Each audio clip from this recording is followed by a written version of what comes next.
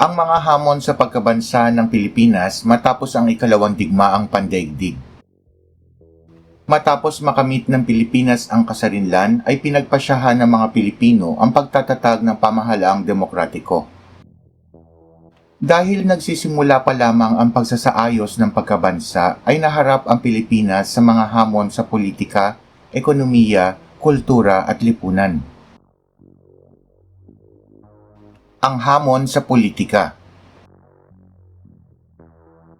Ang Pilipinas ay nahaharap sa mga hamong politikal na nakakahadlang sa pag-unlad nito. Ang mga hamong ito ay nagsisilbing anino na nakakaapekto sa pang-ekonomiya hanggang sa pangkultural at panlipunang kalagayan nito. Ang demokratikong elitismo sa Pilipinas.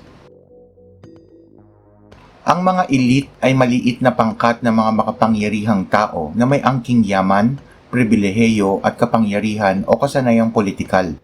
Sila ay nabibilang sa higit na nakatataas na antas ng lipunan. Noong panahon ng mga Espanyol sa Pilipinas, sila ay ang mga ilustrados. Mayaman, nakapag-aral, may kasanayan at kapangyarihan sa lipunan. Sila ang karaniwang namumuno sa pamahalaan kaya tinawag din silang demokratikong elite. At demokratikong elitismo ang tawag sa sistemang ito. Ang demokratikong elitismo sa Pilipinas ay tumutukoy sa konsentrasyon ng kapangyarihan at impluwensya sa kamay ng ilang mayayaman at may pinag-aralan sa kabila ng sinusunod na proseso at institusyong demokratiko. Ang dinastiyang politikal. Ayon sa mga historiador, ang political dynasty ay nagsimula noon pang panahon ng kolonisasyon ng mga Espanyol sa Pilipinas. Sa kanilang pagdating ay natuklasan nila na ang Pilipinas ay binubuo ng libu-libong pamayanan na pinamumunuan ng mga datu o raha. Upang masakop ang mga tao ng kapuluan, hiniling nila ang tulong ng mga datu. Itinatag ng mga Espanyol ang reduksyon na nakapailalim sa sentralisadong pamahalaan.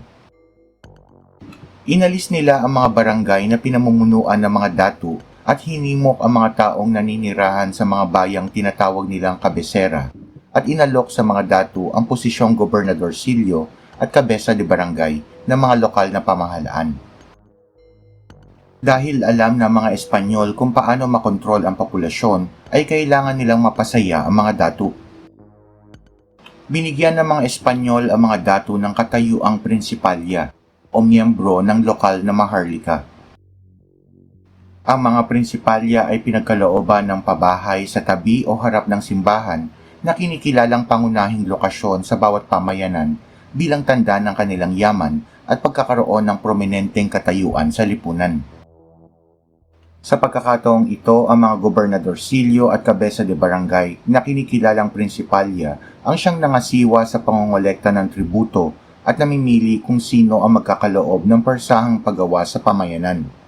Ang kaayusang ito ay mabilis na naging sanhi ng pang-aabuso. Ginamit ng maraming prinsipalya ang kanilang posisyon sa pangingikil, pananakot at paghingi ng sobrang kabayaran sa mga katutubong Pilipino. Bilang prinsipalya, sila ay may mga benepisyo at pribilehiyo. Ligtas sila sa pagbabayad ng buwis at tributo, at higit sa lahat, ang katayuan o posisyon ng prinsipalya ay minamana kasama ang posisyon nito sa pamahalaan. Ito ang naging sanhi kung bakit naging napakamakapangyarihan, maimpluwensya at mayaman ng mga politiko na nangasiwa sa malalawak na lupaing agrikultura sa bansa. Bagamat ang mga Espanyol ang naglatag ng pundasyon ng dinastiyang politikal sa bansa, ang mga Amerikano ang formal na nagpatupad nito. Batay sa mga babasahing isinulat ni Profesor Roland Simbulan ng Universidad ng Pilipinas, ang dinastiyang politikal sa Pilipinas ay nagsimula noong panahon ng kolonisasyon ng mga Amerikano. Sa panahon ng Amerikano pinasimulan ang halalan sa Pilipinas, kung saan ang mga prinsipalya lamang ang pinagkalooban ng karapatang bumoto at ang mga posisyon sa pamahalaan ay limitado lamang sa mga Amerikano at miyembro ng prinsipalya. Ito ang naging sanhi ng paglawak ng agwat sa pagitan ng mayayaman at mahihirap na Pilipino. Natural na maganap ito sa dahilan na ang mga prinsipalya ay nasa posisyon lamang para sa kanilang sariling kapakinabangan. Ang sistemang patronage. Sa sistemang patronage o padrino ay ang pagkakaloob ng pabor tulad ng pagtaas ng katungkulan o pagtatalaga sa pamahalaan ng isang kawani bunsod ng kaugnayan nito sa isang politiko. Ang individual na ito ay maaaring wala namang kakayahan o kwalifikasyon sa posisyon na ipinagkaloob dito. Dito pumapasok ang mga sistemang nepotismo at cronyism. Ang panahon ng diktadura sa Pilipinas ay tumutukoy sa panahon ng batas militar sa ilalim ng rehimen ni dating Pangulong Ferdinand Marcos. Idineklara ni Marcos ang batas militar noong 1972 at pinamahalaan ang bansa gamit ang autoritaryang pagkontrol hanggang 1986. Ang pangyayaring ito ay nagdulot ng malalim na epekto sa Pilipinas. Sinuspindi ang saligang batas at pinawalang bisa ang lehislatura, at ang kapangyarihan ng bansa ay nalagay lamang sa kamay ni Marcos. Ito ay nauwi sa pagpigil ng mga karapatang sibil, karapatan sa pamamahayag at pagsalungat sa pamahalaan. Ang mga sumusunod ay naging hamon sa bansa noong panahon ng diktadura. Ang kawalan ng katatagang politikal, krisis pang-ekonomiya at ang pagpapatatag ng kapangyarihan ng bansa.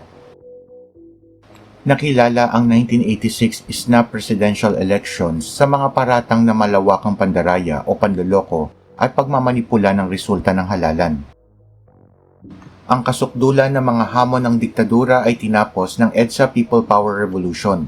Ito ay isang mapayapang revolusyon na sinamahan ng milyong Pilipino na sinuportahan ng mga kilalang opisyal ng militar na nakiisa sa pagtatapos ng rehimeng diktadura sa bansa.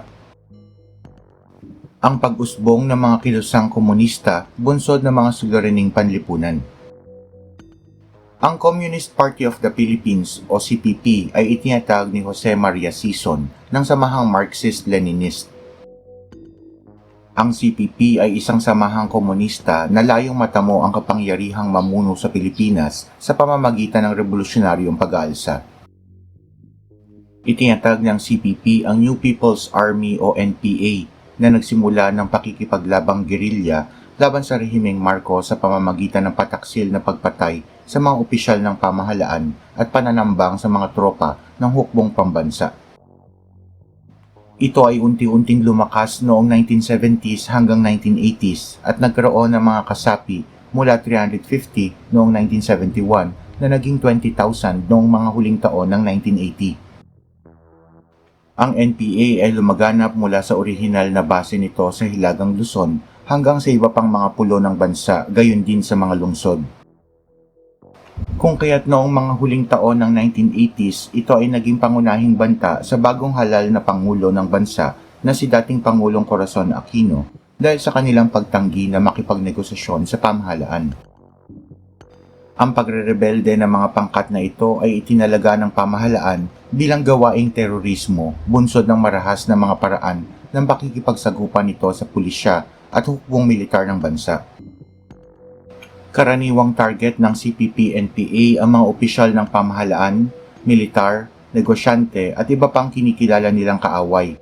Sa kasalukuyan, ang pamahalaan ay nagpapatupad ng iba't ibang paraan upang malabanan ang terorismo. Ang separatist movement o Islamic secessionist, ang pagkakatatag ng Bangsamoro Autonomous Region in Muslim Mindanao o BARM. Ang Moro separatist movement ay tumutukoy sa matagal na pakikipaglaban ng populasyong Muslim para sa kanilang pagsasarili. Ang katagang Moro ay tumutukoy sa mga pangkat etnikong Muslim na naninirahan sa Mindanao at kapuluan ng Sulu sa katimugan ng Pilipinas. Ang pangkat na ito ay binubuo ng mga Tausug, Maguindanawon, Maranao at iba pang pangkat etniko na nananalig sa Islam. Ang issue tungkol sa mga Moro separatist ay nagsimula pa noong panahon ng digmaan sa pagitan ng mga Pilipino at Amerikano. Nang panahong ito ay matapang na nakipaglaban ang mga Moro sa mga Amerikano upang madepensahan ang kanilang lupain. Nang pagkalooban ng kasarinlan ng Estados Unidos ang Pilipinas ay mariing sinalungat ng mga Moro ang pagsama ng kanilang lupain sa bansa. Ang pagsisikap ng mga Morong mapagkalooban ng pagsasarili ay nag-ugat sa hinaing nilang hindi pagkakapantay-pantay sa larangan ng pagmamay-ari ng kanilang lupain at diskriminasyong pangrelihiyon. Sa puntong ito ay lumitaw ang dalawang organisasyong separatist, ang Moro National Liberation Front at ang Moro Islamic Liberation Front. Ang Moro National Liberation Front o MNLF ay itinatag ni Nur Miswari noong 1972 na naghahangad na makapagtatag ng malayang estadong Islamic.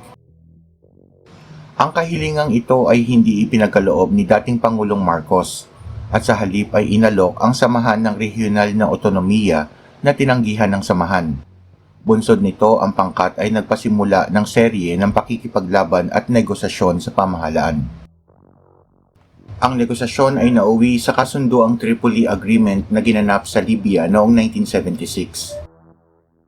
Sa negosasyong ito ay napagkasunduan ang tigil putukan sa magkabilang panig at pagkakaloob ng otonomiya sa ilang bahagi ng kapuluan sa Mindanao na binubuo ng mga lalawigang Muslim. Ito ay binubuo ng Basilan, Lanao del Sur, Maguindanao, Sulu at Tawi-Tawi na higit na kilalang Autonomous Region in Muslim Mindanao o ARMM. Ang pangyayaring ito ay kinikilalang pambihirang pagtatagumpay sa panig ng pamahalaan dahil inasahang ito ay makapagtatatag ng kapayapaan sa rehiyon. Ngunit matapos ang paglagda sa kasunduang ito, marami sa miyembro at opisyal ng MNLF ang kumalas sa samahan. Ito ay humantong sa pagkakalikha ng MILF noong 1977, ngunit naging aktibo lamang noong 1984. Ang pakikipaglaban ng MILF sa pamahalaan ay nagdulot muli ng kawalan ng katatagan sa rehiyon mula 1984 hanggang 2013. Gayunpaman ay binago ng MILF ang kanilang hiling noong 2014 at inihayag nila ang higit na pakikipagkasunduang politikal sa halip na lubos na kalayaan. Sa pagkakataong ito ay tinanggap ng samahan ang alok ng pamahalaan ng pagtatalaga ng rehiyong autonomous sa katimugan ng bansa na tinawag na Bangsamoro. At noong 2018 ay ipinasa ng Kongreso ng Pilipinas ang Bangsamoro Organic Law o Republic Act 11054. Ang batas na ito ang nagkaloob ng legal na balangkas para sa paglikha ng Bangsamoro Autonomous Region in Muslim Mindanao. Ang issue sa West Philippine Sea. Isang malaking hamon na kinakarap ng bansa ay ang pag-angkin ng China sa kabuuan ng South China Sea kasama ang teritoryong nakapaloob sa Exclusive Economic Zone ng bansa. Ito ay nagsisilbing hamon kaugnay ng soberanyang teritoryo ng bansa sa dahilang ang kontrobersyal na 9-dash line na isinusulong ng China ay salungat sa angking teritoryong maritima ng bansa. Ang madalas na panghihimasok ng mga sasakyang pandagat ng China sa teritoryo ay nakakaapekto sa kabuhayan ng mangingisdang Pilipino. Higit sa lahat, ang lumalalang pagtataboy ng mga Chinese Maritime Militia sa mga sasakyang pandagat ng Pilipinas ay patuloy na hamon sa pambansang seguridad. Ang issue ng korupsyon o katiwalian ay matagal nang balakid sa sinisikap na pagsasaayos ng pamamahala sa Pilipinas. Ayon sa isang pagsusuri noong 2022, lahat ng uri ng korupsyon mula sa simpleng panunuhol ay nagaganap sa bansa. Ang korupsyon ay tumutukoy sa pang-aabuso sa kapangyarihang ipinagkatiwala sa isang individual para sa sariling kapakinabangan upang makuha ang minimithing bagay sa pamamagitan ng hindi patas na paraan. Ito ay may kinalaman sa hindi tamang paggamit ng mga pinagkukunang yaman, impluwensya at otoridad ng mga individual o pangkat na karaniwang nasa posisyon na sumasaklaw sa pampubliko at pampribadong sektor.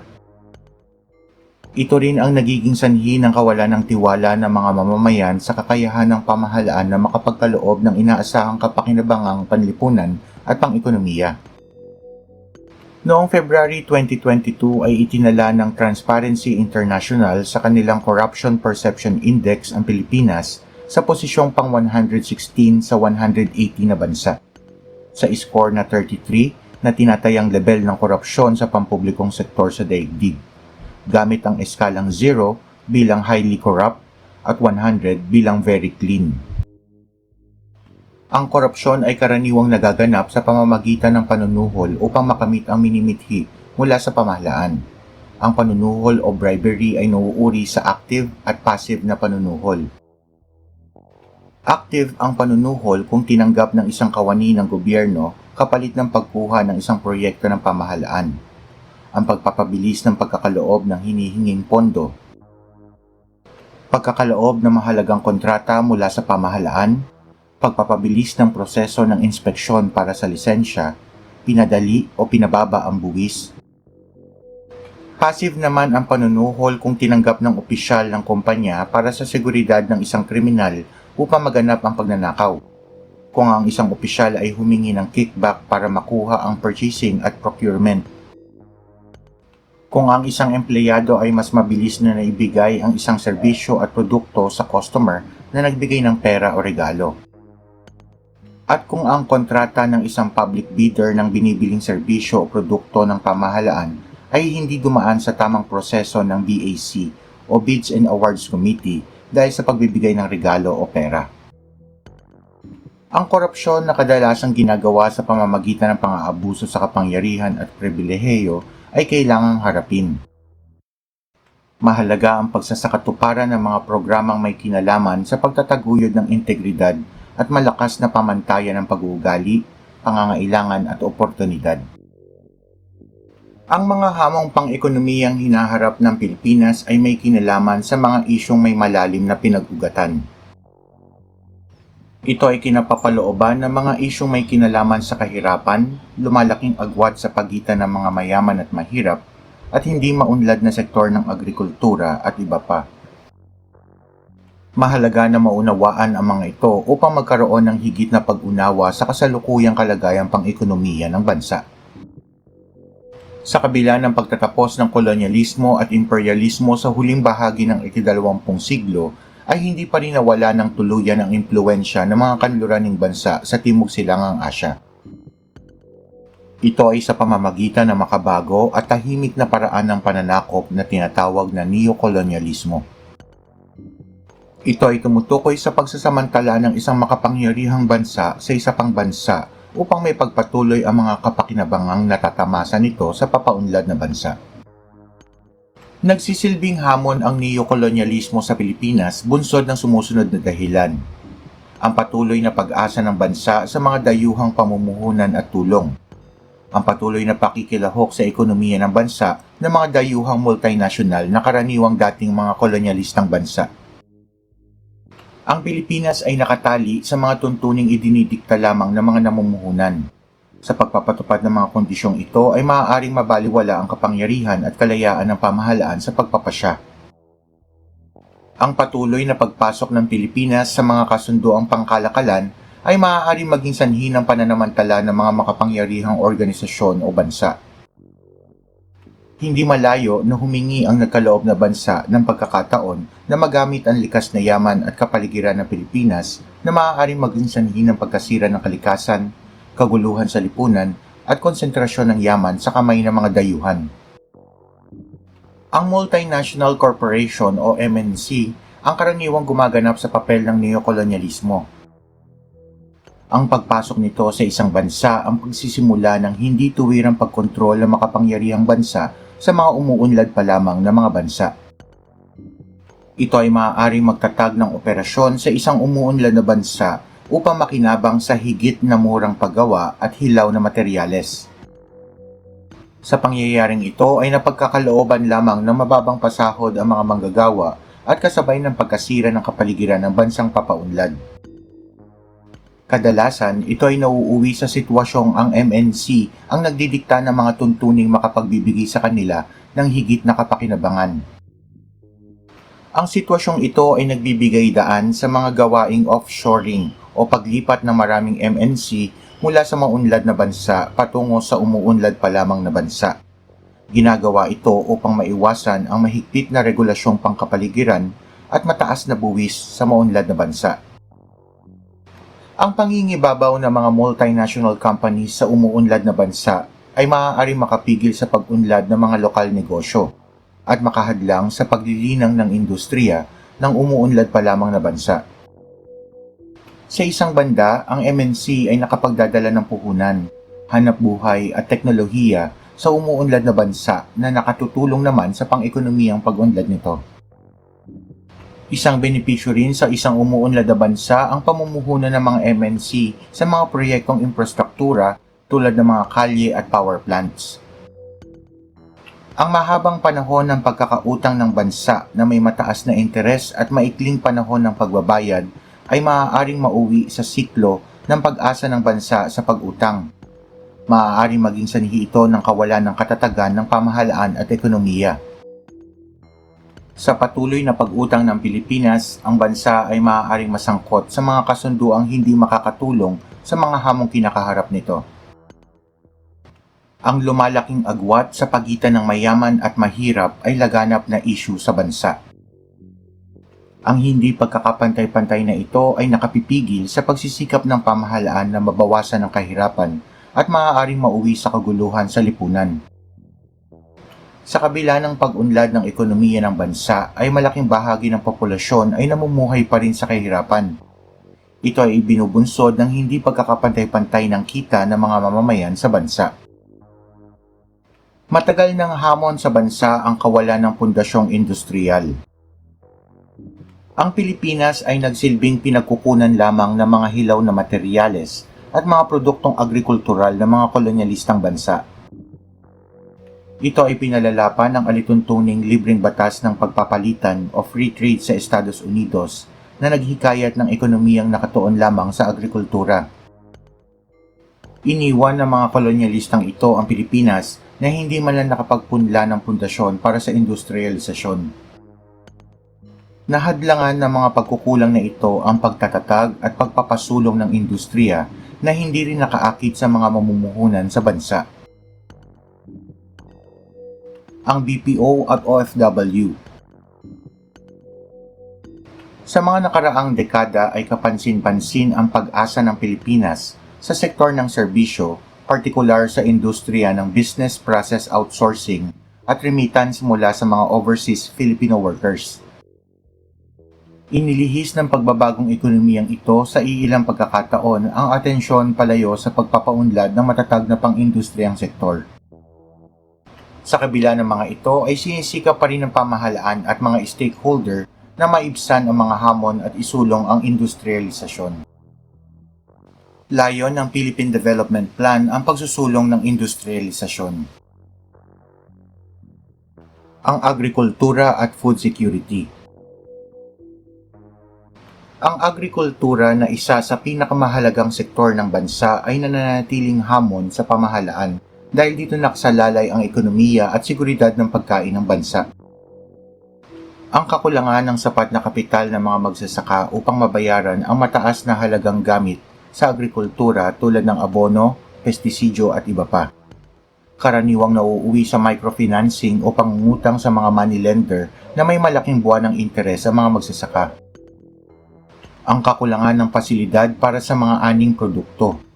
Ang mga ani ay hindi naiimbak na maayos o tama kung kaya't napipilitang ibenta ito sa mababang halaga upang maiwasan ang pagkasira nito. Ang paglala ng suliranin sa climate change. Ang mataas na temperatura ay nagiging sanhi ng mahinang ani samantalang ang pagdating naman ng sobrang ulan ay nagdudulot ng baha na nakasisira naman sa mga pananim. Ang kakulangan ng oportunidad sa pamilihan. Nalilimitahan ang oportunidad ng maliit na magsasaka sa pamilihan sa dahilang wala silang kapasidad na makipagpaligsahan sa malaking pamilihan. Ang kakulangan ng makabagong teknolohiya at proseso. Ang lakas paggawa ng agrikultura sa bansa ay karaniwang kulang sa kaalaman at kasanayan sa makabagong paraan ng pagsasaka at pagpapanatili ng masaganang produkto. Sinasabi sa isang pag-aaral na hindi hangad ng mga magsasakang Pilipino na maging magsasaka rin ang kanilang mga anak hanggang hindi sila sigurado na magkakaroon ng malinaw na kinabukasan ang kalagayan ng agrikultura sa bansa. Bunsod nito, ang Pilipinas ay maaaring makaranas ng kakulangan sa mga magsasaka sa darating na mga dekada. Ang hamon sa kultura at lipunan. Ang masiglang kapuluan ng Pilipinas ay mayaman sa tradisyong kultural at matibay na kamalayang panlipunan. Ngunit sa likod ng katotohanan ito ay madarama ang mga isyong nagsisilbing hamon para sa mga Pilipino. Ang pagkakakilanlang Pilipino. Ang Pilipinas ay napapalooban ng mayaman at magkakaibang pamanang kultura na nahubog ng daang-daang taon ng kolonisasyon, pandarayuhan at pakikipag-ugnayan sa iba't ibang kultura. Bunsod ng kalagayang ito, ang konsepto ng pagkakakilanlang Pilipino ay hindi madaling matukoy at higit sa lahat ay umuunlad sa pagdaan ng panahon. Ang sumusunod ang salik at usapin kaugnay ng pagkakakilanlang Pilipino. Ang mga Pilipino ay may kakaibang pinagmulang Asyano na may matibay na tradisyong kanluranin. Kapansin-pansin sa isang modernong Pilipino ang kulturang may impluwensya ng mga Tsino, na sa simula pa lamang ay nakipagkalakalan na sa Pilipinas, at impluwensya ng mga kolonyalistang Espanyol at Amerikano.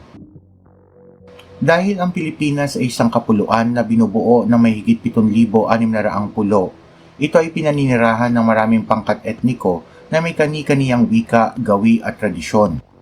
Ang bagay na ito ay naging sanhi ng katapatan sa interes ng isang partikular na rehiyon na kadalasan ay nagiging sanhi ng pagkalito kung paano ilalarawan ang pagkakakilanlang Pilipino, kung ito ay ibabatay ba sa rehiyon na kinabibilangan o sa kinabibilangang nasyonalidad.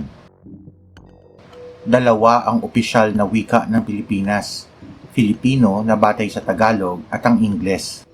Dahil sa bagay na ito, marami ang nalilito kung ano nga ba ang kanilang pagkakakilanlan, na bagamat ang mga magulang ay Pilipino, higit na magaling sa paggamit ng wikang Ingles ang kanilang mga anak, na bagamat mga Pilipino ay hindi nakakaunawa ng maraming salitang Pilipino.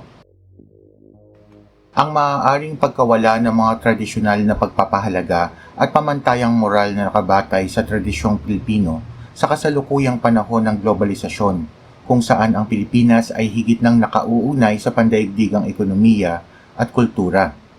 Bunsod ng mabilis at tumitibay na pakikipag-ugnayang ito, maaaring mawala ang pagkakakilanlang Pilipino na higit nang nakikitaan ng kulturang kanluranin sa pang-araw-araw na buhay.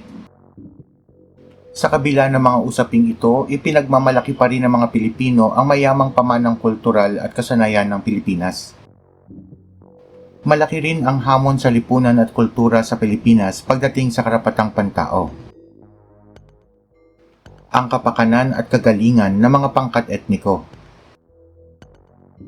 Ang Pilipinas ay binubuo ng maraming pangkat etniko at katutubong mamamayan na kilalang lumad o katutubo.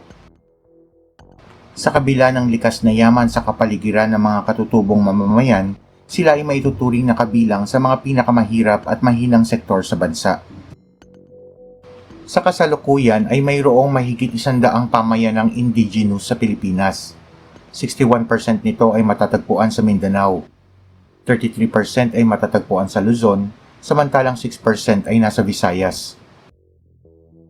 Sila ay pinagkaitan ng karapatan at oportunidad na malinang ang kakayahan na makakaangkop sa mabilis at nagbabagong kapaligirang panlipunan, pang-ekonomiya at pampolitikal. Ang mga pangkat na ito ay karaniwang naninirahan sa mga liblib na pook rural na hindi napagtutuunan ng pansin ng pamahalaan. Dahil sa nasa liblib na mga pook, nalimitahan ang kanilang karapatan sa edukasyon, pangangalagang pangkalusugan, at oportunidad na pang-ekonomiya. Ang karamihan sa kanila ay nahaharap sa mga isyong may kinalaman sa pag-aangkin ng lupa. Ang kanilang mga lupaing minanapa sa kanilang mga ninuno ay palagian ng tinutuunan ng mga proyekto para sa pagpapaunlad, pagmimina at pagpapalawak ng agrikultura. Naipasa ang batas na Indigenous Peoples' Rights Act noong 1997 na nagtalaga ng pagkilala sa karapatan ng mga katutubong mamamayan sa kanilang mga lupain, integridad na pangkultura at pagpapasya sa sarili. Gayunpaman, sinasabi na ang implementasyon ng batas na ito ay hindi nagiging pantay-pantay. Ang issue sa gender equality. Ang gender equality ay tumutukoy sa pagkakaroon ng pantay na karapatan, responsibilidad at oportunidad ninuman nang walang inaalintanang uri ng kasarian. Ibig sabihin, ang bawat mamamayan na kabilang sa anumang kasarian ay kinakailangan magkaroon ng pantay na karapatan sa edukasyon, pangangalagang kalusugan, paghahanap buhay, katayuan sa pamumuno, pantay na pasahod para sa magkatulad na trabaho, kalayaan sa diskriminasyon batay sa kasarian, kaakibat ang pagbibigay galang sa uri ng kasarian at karapatan nito. Bagamat nakagawa na ng makabuluhang hakbang ang Pilipinas kaugnay ng gender equality kumpara sa ibang bansa sa rehiyon at iba pang bansa sa daigdig, kailangan pa ng pagsusulong ng higit na hakbang upang mapanatili ang mga nasimulan ng tagumpay na ito. At ang inclusive education. Ang inclusive education ay tumutukoy sa pagtiyak na ang lahat ng mag-aaral, anuman ang kakayahan o kapansanan ay tinatanggap, pinahahalagahan at sinusuportahan ng kanilang pag-aaral. Ito ay may kinalaman sa paglikha at pagkakaloob ng mabisang pagkatuto para sa magkakaibang pangangailangan ng lahat ng mag-aaral. Bagamat nakapagdala ng maraming kapakinabangan ang ICT at social media, ito ay nagdulot din ng makabuluhang hamon sa bansa. Ang hindi pantay na oportunidad o pagkakataong makagamit ng ICT ay lumikha ng digital divide sa bansa. Halimbawa nito ay ang hindi pantay na oportunidad sa paggamit ng internet at iba pang gadget sa pagitan ng mayaman at mahirap. Ang digital divide na ito ay nagpalawak sa agwat ng hindi pagkakapantay-pantay sa edukasyon na naging sanhi ng hindi pagpapatuloy ng pag-aaral, nakaranas ng mga isyu sa kalusugan ng isip at naharap sa limitadong oportunidad sa kinabukasan. Ang ICT at social media ay naging ugat din ng paglaganap ng maling impormasyon at balita na maaaring makamanipula sa opinyon ng publiko, makapagpahina sa tiwala ng mamamayan sa mga institusyon at makapagpaligalig sa lipunan. Ang labis na paggamit ng social media ay maaari ding mauwi sa pagkagumon sa paggamit nito, pagbubukod ng sarili sa iba at negatibong epekto sa kalusugan ng isip, partikular na sa mga nakababatang mamamayan. Ang ICT at social media ay nagbigay daan din sa paglaganap ng cybercrime tulad ng identity theft, online scamming at cyberbullying. Maalab na tagahanga ng sports sa mga Pilipino, ngunit ang bansa ay nahaharap sa ilang makabuluhang hamon sa pagtatamo ng pagtatagumpay sa pandaigdigang sports. Ito ay bunsod ng kakulangan ng sapat na pondo na nagiging sanhi ng kakulangan ng mga pasilidad, kagamitan, pagsasanay at kwalipikadong tagasanay at suporta para sa mga atleta ng bansa. Naaapektuhan din ito ng korupsyon, maling pamamahala sa pondo at hindi pagkakaunawaan sa mga samahan ng sports. Sa kabila ng mga hamong ito, ang Pilipinas ay patuloy na humahakot ng medalya sa larangan na ito. Ang bansa ay regular na kasama sa top 5 na kampyonato sa Southeast Asian Games sa pabago-bagong pwesto. Ngunit nananatili namang hamon ang lakbayin ng bansa sa pandaigdigang Olympics kumpara sa SEA Games. Ang mga hamon sa pagkabansa ng Pilipinas matapos ang ikalawang digmaang pandaigdig.